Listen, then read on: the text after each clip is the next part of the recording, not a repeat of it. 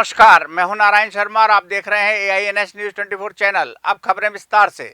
गौरेला पेंड्रा मरवाही जिले के कोटमी गांव में ज्वेलरी शॉप के संचालक प्रदीप सोनी को अज्ञात लुटेरों ने लूट के बाद गोली मार दी। प्रदीप सोनी को घायल अवस्था में जिला अस्पताल में भर्ती किया गया, जहां इलाज के दौरान उनकी मौत हो गई।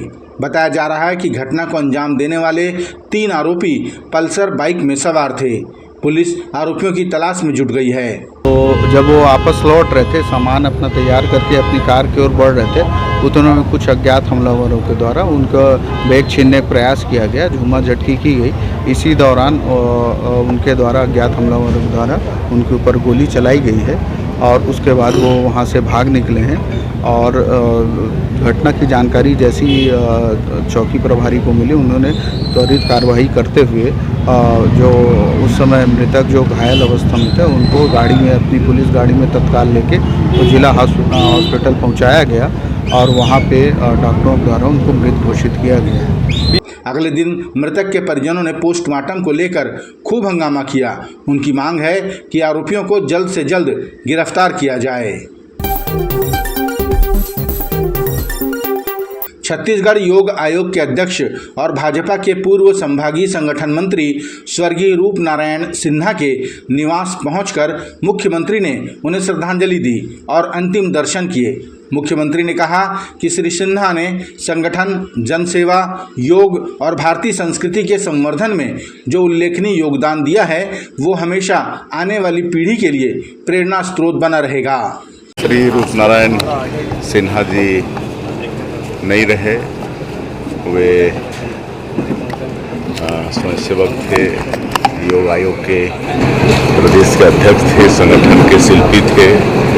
इनसे बहुत पुराना परिचय था और कल बिलासपुर में उनका आकस्मिक निधन हो गया और उनका निधन बीजेपी के लिए अपूर्णीय क्षति है। हम सब लोग संवेदना प्रकट करते हैं और प्रभु से प्रार्थना है कि उनकी आत्मा को शांति प्रदान करें, उनकी आत्मा को अपने चरणों में जगह दें और उनके शोक संतप्त परिवार को इस गहन शोक को सहने की शक्ति प्रदान करें।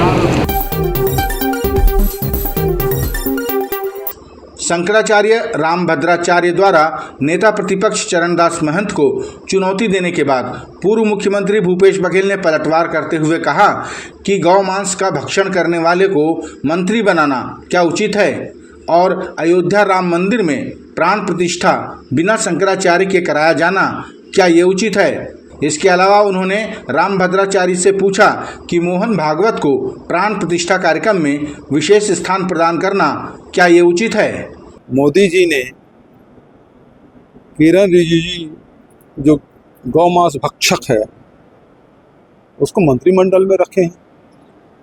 क्या रामभद्राचार्य जी उसे उचित मानते हैं? नॉर्थ ईस्ट में जितने उसके मुख्यमंत्री हैं, मंत्रीगण हैं, बहुत सारे लोग हैं जो गौ मांस भक्षण कर रहे हैं, गोवा में कर रहे हैं। तो क्या रामभद्राचार्य जी उसे उचित मानते हैं? और जो अयोध्या में जो राम मंदिर बना, उसकी प्राण प्रतिष्ठा हुई, भगवान राम भी जब वहाँ लंका जाने के लिए जब पुल बना रहे थे और जब उसकी पत्नी नहीं थी, माता सीता तो वहाँ थी, तो वहाँ उसे उसके बगल में मूर्ति रखी गई और तब पूजा पाठ हुआ। यहाँ जो पुजारी है, यजमान है, बिना शंकराचार्य के, रामभद्राचार्य जी अपने आप को शंकराचार्य मानते हैं, उनको भी निमंत्रण नहीं, उसको भी मंच पे स्थान नहीं। तो वो क्या उचित मानते हैं?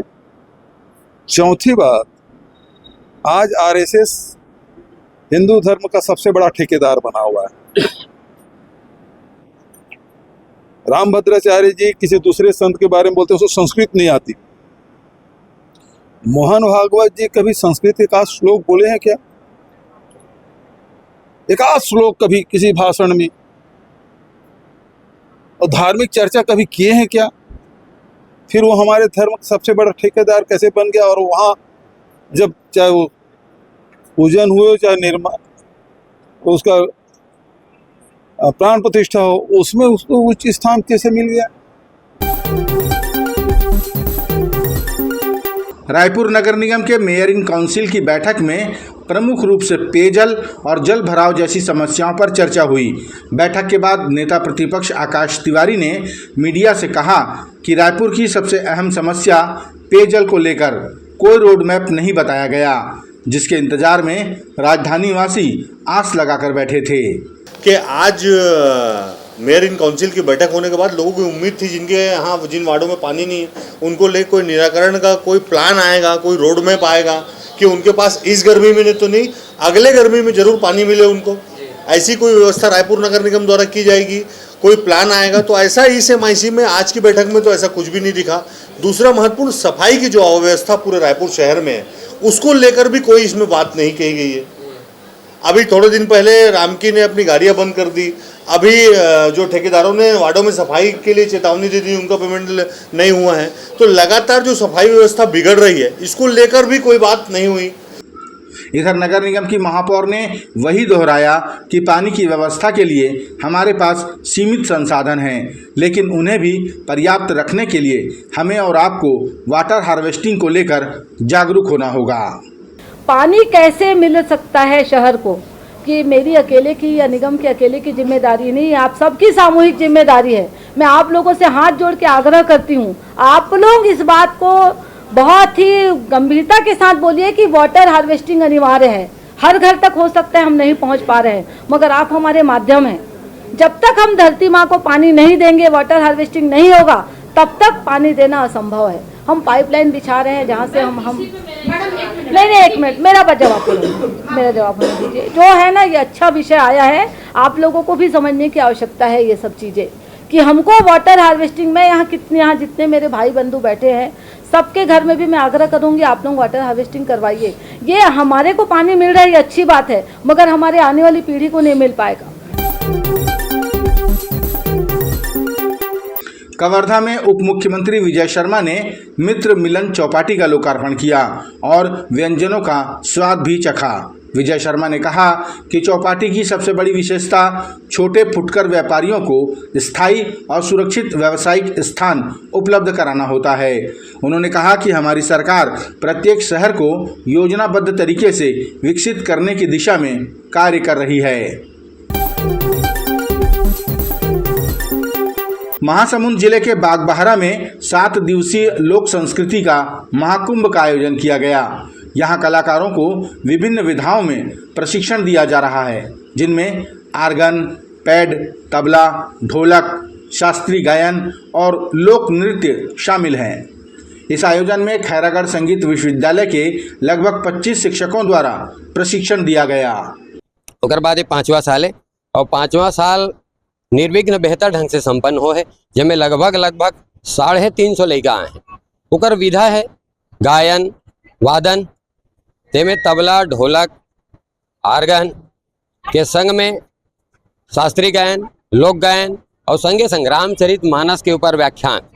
अतकाकन सब विषय में लगभग छत्तीसगढ़ के 12 से 14 जिला के लड़का आ करके 8 साल से लेके 7 साल से लेके 50 साल तक के उम्र के हमारे प्रतिभागी मनाए है। लड़का मन है जे मन है एक विधिवत खैरागढ़ से प्रशिक्षित शिक्षक आ करके वो मन ला विधिवत शिक्षण देते और सफलतम एक कार्यक्रम में साल के संपन्न हो गए। ये थे आज के प्रमुख समाचार। आप देख रहे थे हमारा लोकप्रिय यूट्यूब चैनल AINS न्यूज़ 24। अब हमें इजाज़त दीजिए। कल तक रोजाना की ताज़ा खबरों के लिए आप देखते रहिए हमारा लोकप्रिय यूट्यूब चैनल। हमारे यूट्यूब चैनल को लाइक, सब्सक्राइब और बेल आइकॉन का बटन दबाना ना भूलें। नमस्कार।